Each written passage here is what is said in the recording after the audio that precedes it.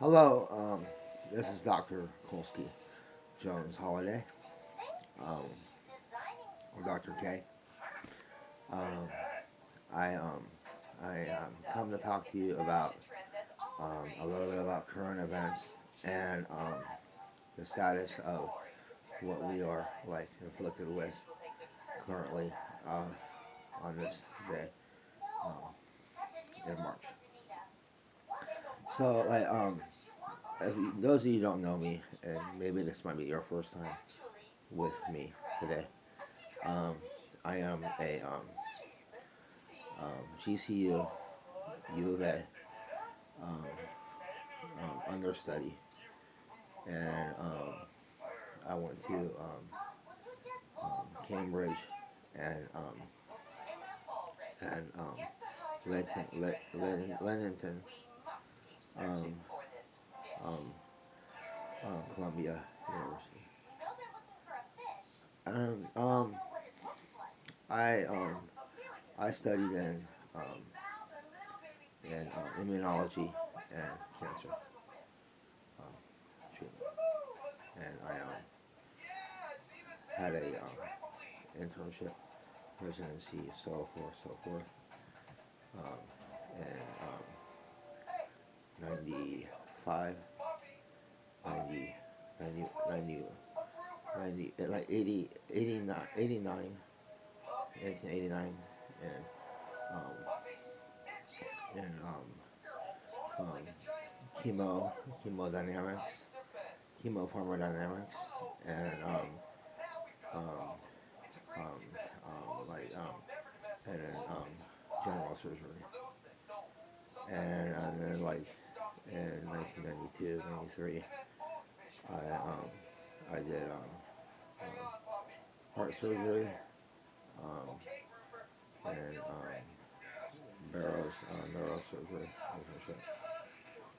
And in um, 90, 95, I did trauma surgery, emergency surgery internship at Arrowhead, um, Johnson Lincoln and County Hospital, um, in Arizona, and for a good part of it, 7 year period. And I I became a certified doctor in medicine in '96 in emergency medicine.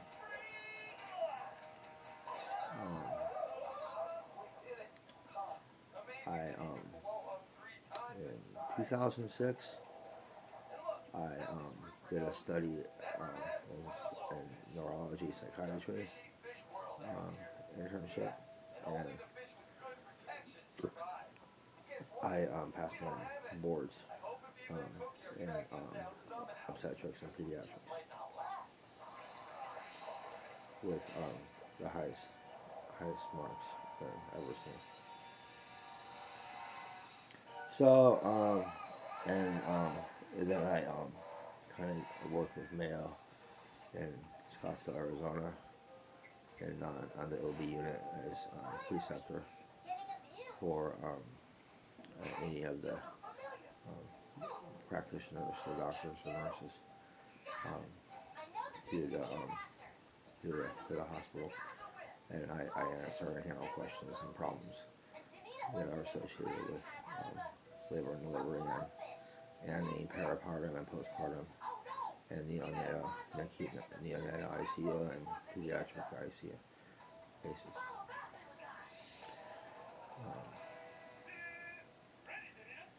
And I also was certified as a CRNA at Midwestern University back in 2005, 2006, 2005. And I was a certified registered nurse um,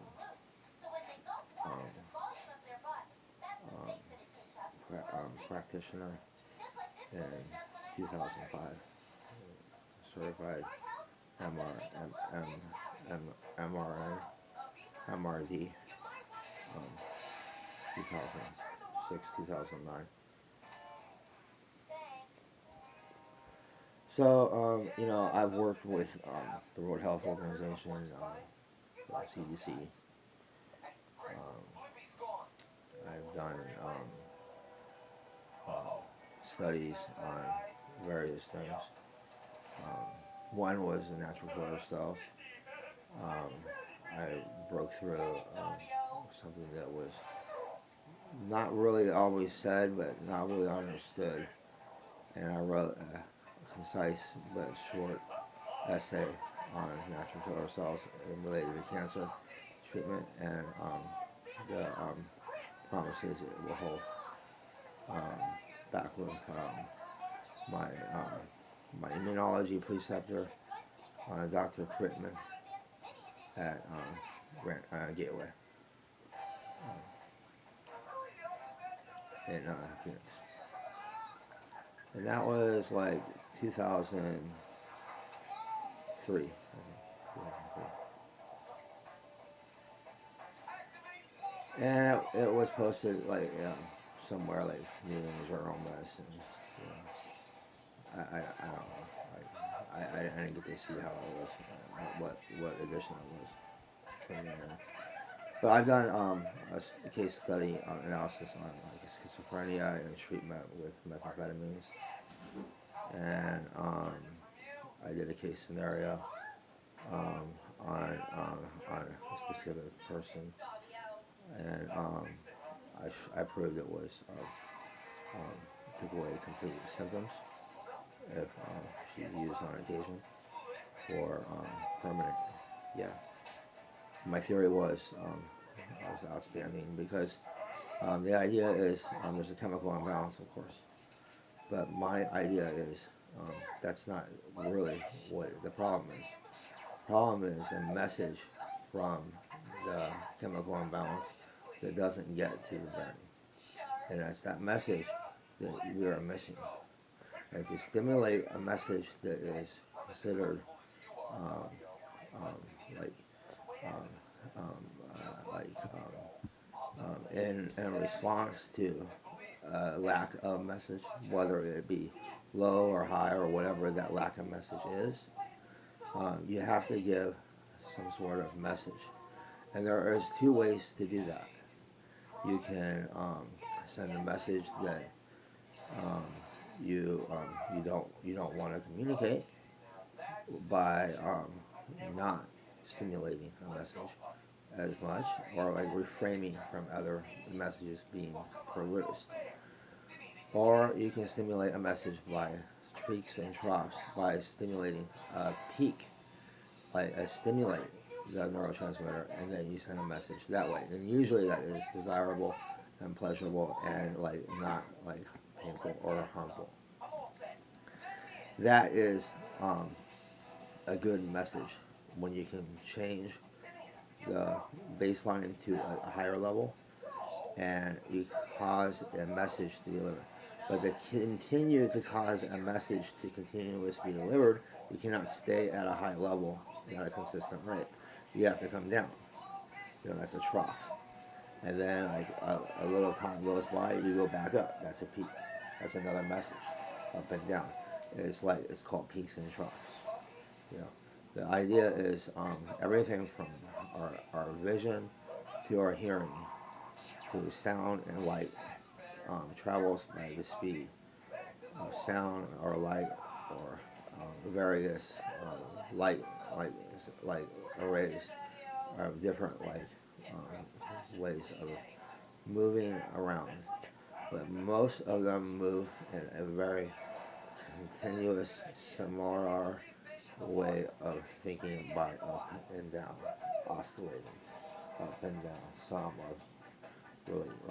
are like really like up and down, up and down, up and down, or some are like up and down, up and down, up and down, or some are up and down. You know, I mean the wavelengths are different, and wavelengths and frequency and intensity determines on what you are like, what kind of communication you are. Okay. And that is how it travels, like that way. You know, everything goes. Pretty much. So why wouldn't your medication work good that way? You know, to like recover from whether it's schizophrenia or depression or hypertension or who knows what it is, you know, like or diabetes, you know, like there should be ups and downs. You know, when you're on the med, off the med, different dose, smaller dose, bigger dose, medium dose, regular dose, large dose, no dose, no dose, no dose, medium dose, small dose, no dose, no dose, no dose, high dose. You know, like something like that is a lot more frequently something that is random and variable, which is like why slot machines are so addicting because they are random and variable. You know, they're both random and variable. You know, so like that is what makes it so addicting. You know, like if you expect a certain outcome every exact so often times, you're always going to be expecting that, yeah, and you'll be preparing for it. Well, that is not addicting. That is like slavery, solid, solitivity. And when you don't get the reward or the expected outcome or whatever it is, then you have deprivation. You're deprived. But if you get it all the time, then you have synonymous, simimus, or simons, where you are completely um, like overwhelmed. You know, it's like drinking soda all day long. Eventually, you're gonna get sick of soda and you're gonna want water. But for a while, you love to drink soda. Like it's all good, you know. But eventually, when you get sick of it, you're on water. But if you just keep drinking soda, like it just gets a little like much. You know, same thing with water. Like eventually, you're gonna want a juice, milk, or a soda or a beer. You know, and like water, all the time, all the time, all the time. All the time. That gets like yeah, you know, that gets yeah, that gets deprived and semanas, semanas, semamas, semayas, semoyas, and it's like prevamenus, prevamenayas. Prevamenayas is what is considered when it's water, when it's both stimulating, where the water is, you keep getting water, and like that is all the time, which is water, and nothing else. You know, so like the best way is random and variable. You know, so you don't eat a meal every breakfast or every dinner or every day. You don't eat out every meal, and you don't cook every day. And your meal is not like vegetables, grains, protein, or fish, whatever every day.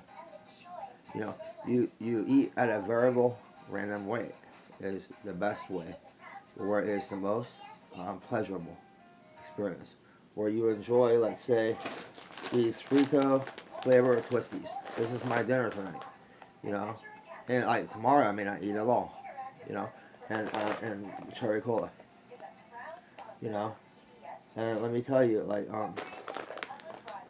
I don't do this every day, but like this is rewarding. And I don't eat it all night long. I have a couple, and then like I set it down, and maybe like I'll lay down, relax for an hour or two, or do something else, and I'll get hungry again, and I'll like grab this, and like, it's like satisfying, you know. You know, it is like satisfying. You know, that is like more rewarding. And then when I do eat something like whatever it's beef stroganoff or hamburger helper or macaroni and cheese, something simple as that may be, you know, and because my I don't cook, I'm not allowed in the kitchen, by the way. So Jamie or my roommate Misty, like will cook for me, They cook for themselves too. Or I don't know if they're cooking just for me. If they did, I would be wow, thank you. But and they don't do it very often or all the time, but they do it on occasion. And when they do it, it is like it is like really nice. I really appreciate whatever it is. Doesn't matter what it is. I mean, it's really, really, really fulfilling.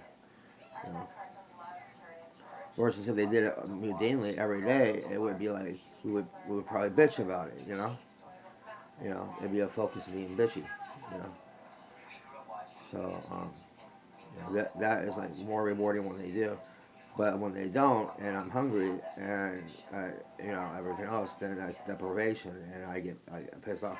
So the other end is I get like behavioral on occasion when they're not. And like I don't know how to express it or ask for it, so I just like throw like a little fit like a 2-year-old and have a tantrum for like 8 hours sometimes, 19 hours sometimes. You know, sometimes 4 days straight. It just depends. It just depends. You know, like um, variable randomness is my theory that you will get the most pleasurable experience out of what you eat, what you drink, what you do, what you feel like. And it's all about what you want or feel, or what is the best option, and what is like what you don't do all the time or every day, or taking a risk, or what is in your guidelines and what is in your vision of what your goals are versus your comfort zone and your respective associates, opinionations, and relations to like what you are doing. I you know and like of course if you have to work at something that is difficult to do, it's difficult to go to work, you know, when you don't want to. But what is the reward? You can see the reward usually as a paycheck, basically. Sometimes it is work, but sometimes on a rare situation, you get a reward that is not a paycheck.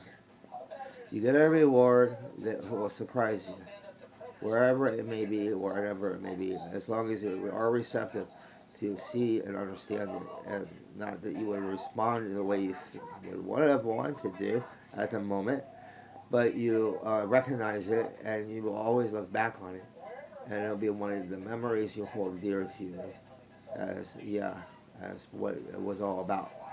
Because it's never about money. When it is all about money, it's the obvious it is, but it's always about something else. What was it that drove you to do what you did? And it might make you feel more comfortable and confident with the choice you have, and not as insecure and the mind with what you're like currently at in your life, or the job you're at, or the negative factors that you bitch about and wanting to quit over. You know. So, and that happens on it wants to. It is completely random, variable random. You know, but like that makes it like more, more impressive, isn't it? You know, like if everybody, like if you're a famous person and everyone comes up and says you're my biggest fan. I love you. Well, I thank you. Well, the way I would say that is, wow, that really is cool. Like that really hit me, because I don't get to hear it rather. But if you're like Magic Irvin Johnson, I mean, I mean, he probably gets it, all the time. But he's a little bit more responded, um, because of what he was able to courageously do when he was in his prime. Not that I'm sure he had other choices, but he came out and said he had HIV. You know, not that it matters anymore, but not that it mattered anymore to him.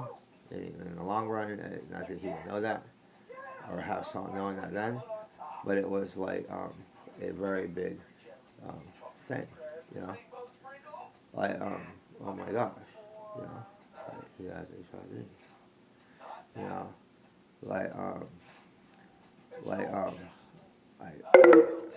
um I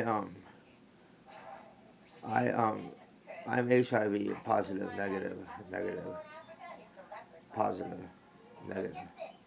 So I fight the virus in my body and I beat it, you know, which it means I can have the antibodies against the virus, but I beat it. I actually they watch it go become positive and then they watch it turn completely negative.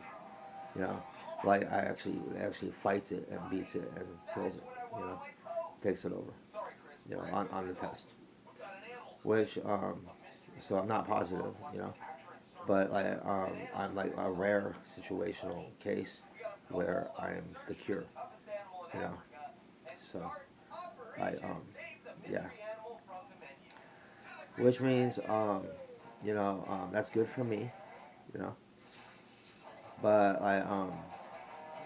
that means I could have the cure as a vaccine or as a antidote with my serum for anyone else. You know, I don't know if I can actually give you a vaccine of what me has. Then it doesn't work that way. You either can produce the antibodies yourself, or you can't. I produce them myself. Yeah, and the antibodies or the primary specific immunologists, immunizers um, cells that kill it. You know, whether it be natural killer cells or reticulocyte. You know, the thing is, that would be T cell differentials versus B cell and permanentials. You know, anyway, you know, I I like I have like um, the I got it from a blood transfusion, and um, it was it was like hard to get what they needed, and they had this real specific blood, and they had to give it to me, and it didn't matter at the time. So,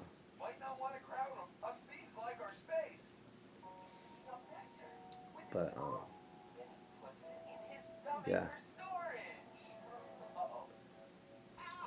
but anyway,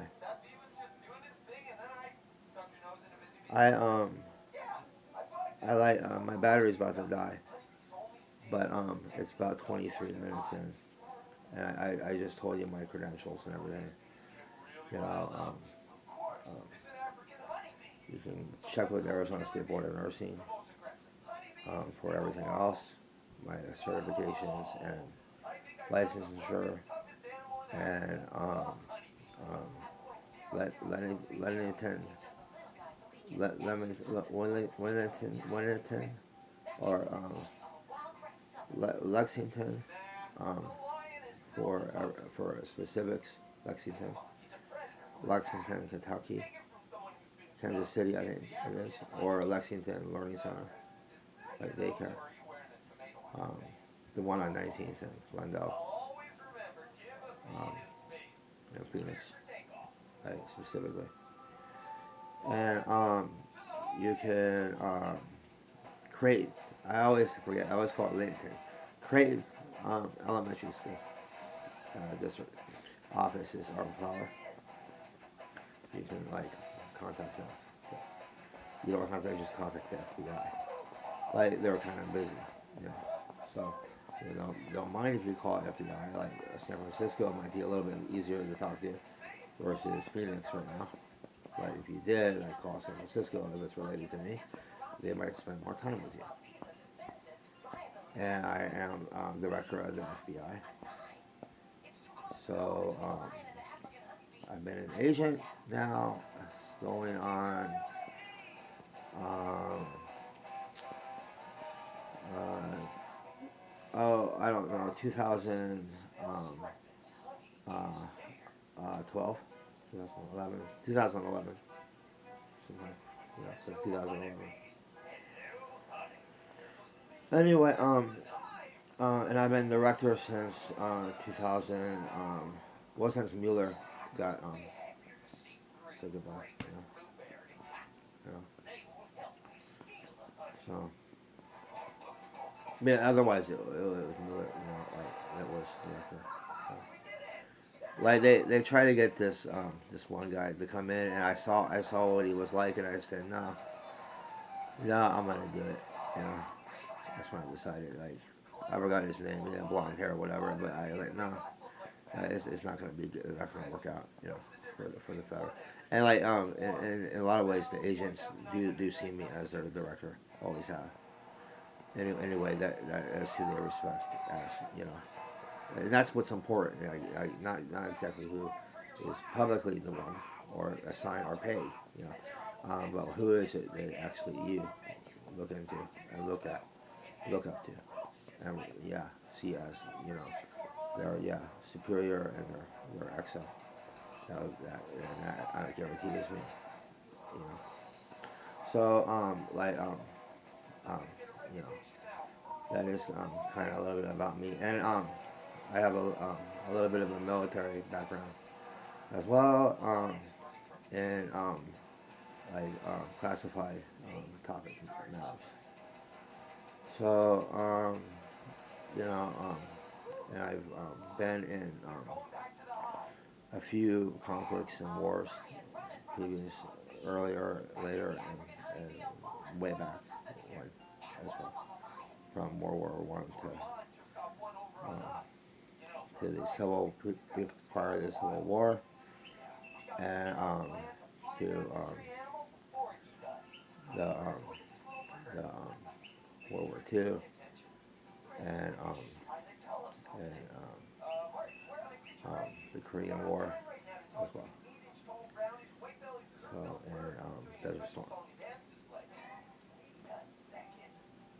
and just to name some of the wars I'm in. And I've either was a captain, or I was an admiral, or I was commander. And I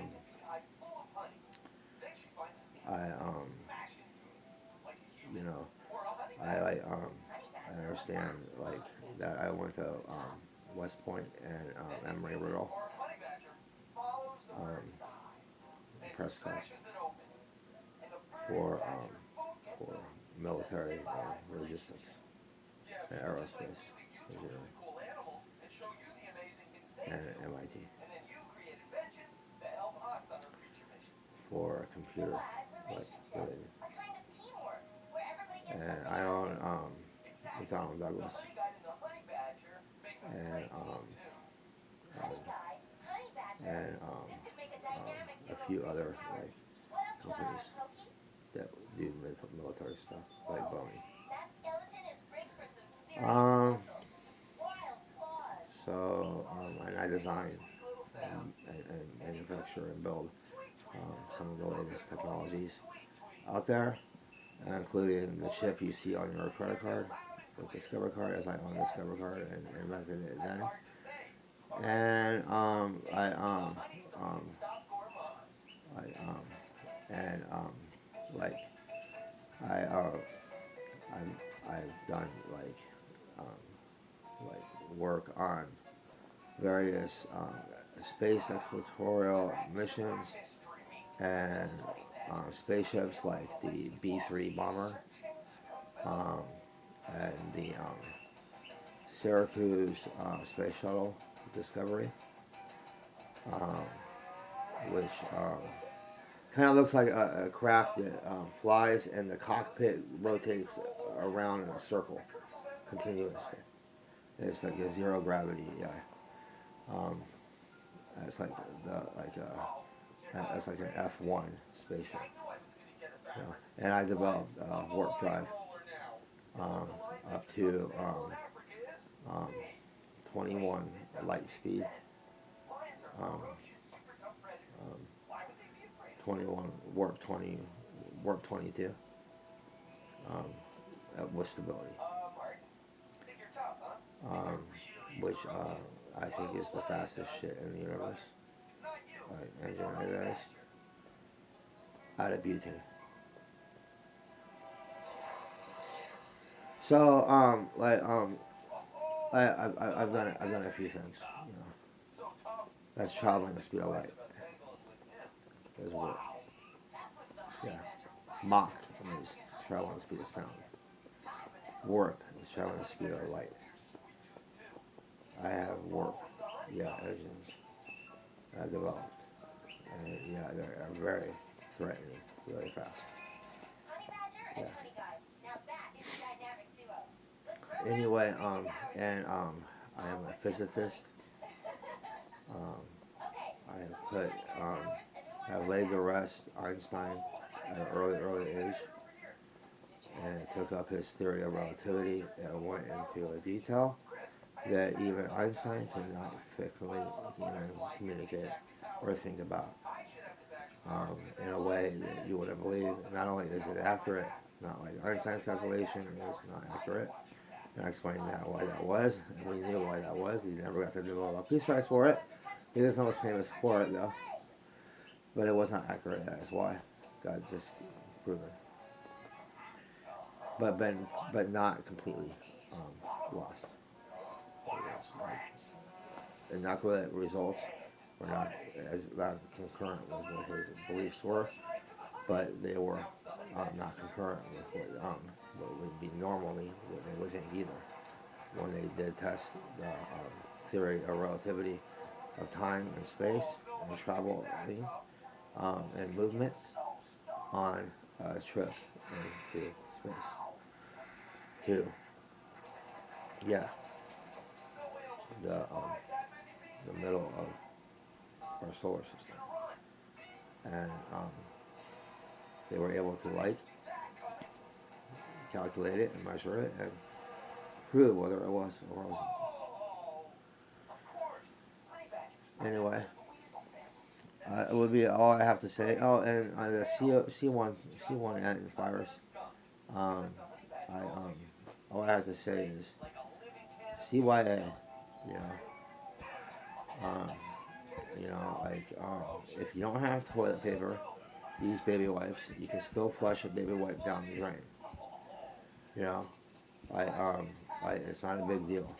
You know, but don't use too many. You know, but they can still flush them. Or you can get those flushable wipes. You know, but the baby wipes are better because they don't get your poop doesn't get all over your hand.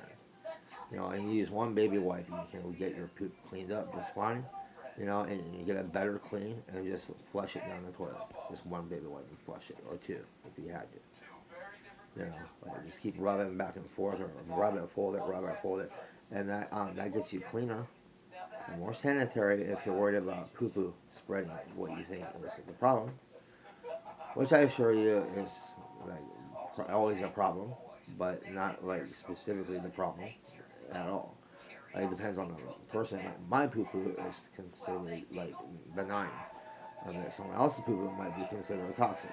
You know, it depends on the scenario, or it could change like depending on your diet and if you're sick or well or what is going on. Especially if you have MRSA or C. Clostridium difficile. You know, like opportunistic infection.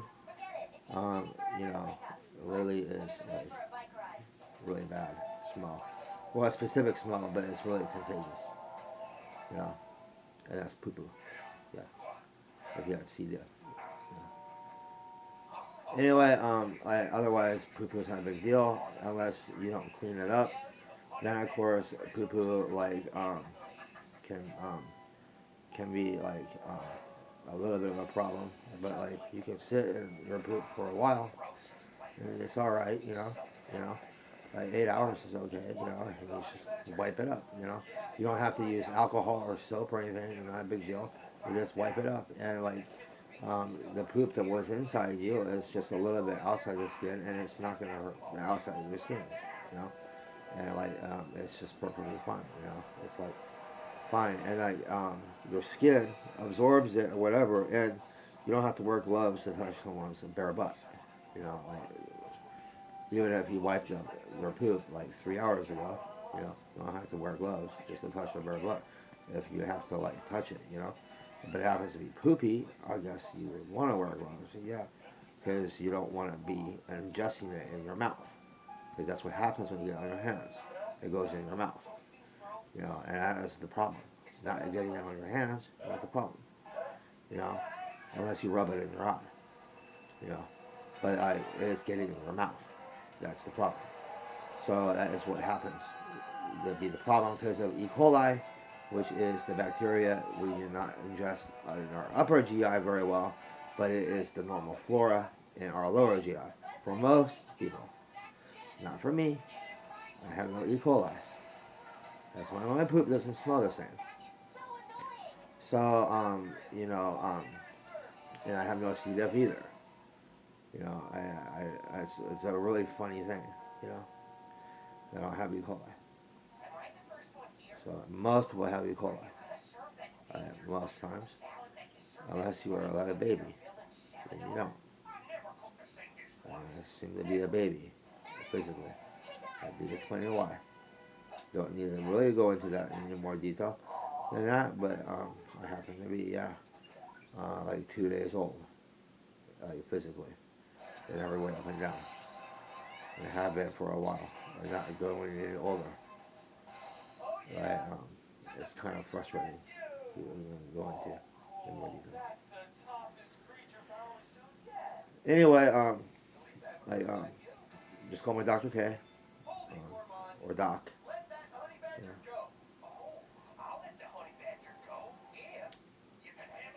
And, I'll see you on the next time I film.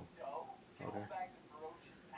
And maybe if I charge them tonight and like at 3 o'clock in the morning, I feel like doing another one. I'll do another one. This is the first time I've done it, so like right on camera. I do so off camera, but like on like a certain like classified way of doing it, and I'm not sure who really watches it or hears it, or how many are selectively or how many are selected to see it. But this way, you are on YouTube. Hey, hey. And whoever else sees YouTube, I don't know. But thank you for paying attention and bearing with me. And if you haven't known those, I am autistic and I am suffering from ADHD. Um, so um, I'm a little different, like socially and um, like in every way. You know, how I am, like how I am in situations or like in general, like as it is. So okay, well, thank you, thank you, and may I say one word of a prayer or a quote? If the stars died tonight, what candle would you light? Would it be David, Jasper, or Orion?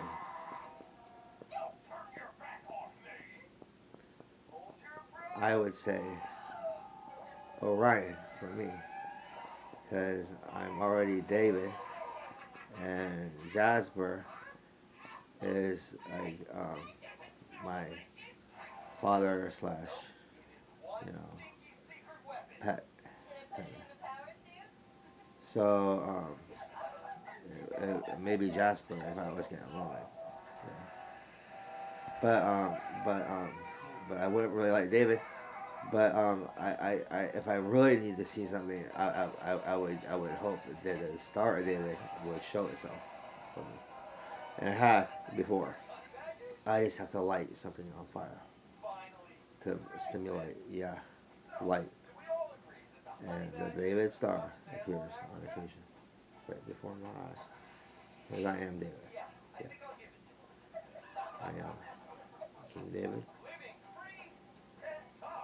the little known fact. Okay, well, thank you.